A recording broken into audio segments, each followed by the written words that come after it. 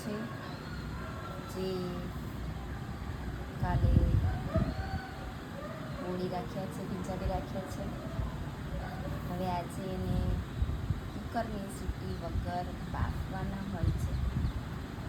એમાં જે શાકભાજી નાખવામાં આવે છે એ બિલકુલ કાપ્યા વગરના હોય છે અને ઉપવાસ કરવાનો હોય છે. અને આ બધું નવજાતનું જે હોય છે નોરીને 9 પ્રકારનું અલગ અલગ કઠોળ ખાવાનું હોય છે, જેના મધ્ય જુવારના રોટલા સાથે ખાવામાં આવે છે અને નોરિયાની પૂજા કરવામાં આવે છે.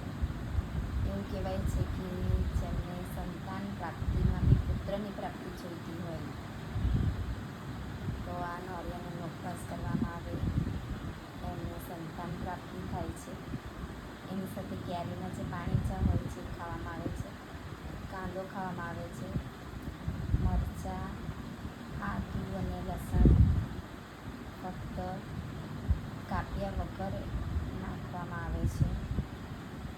મીઠું વગર ખાવાનું હોય છે મોરું, ફક્ત તેલ નાખીને.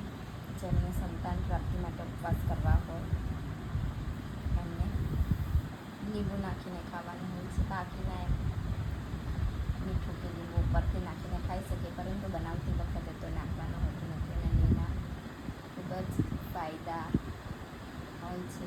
મારા દાદી એના દાદી વર્ષોથી આ પરંપરા કરી રહ્યા છે અને આ ખૂબ જ સરસ મજાનો તહેવાર છે.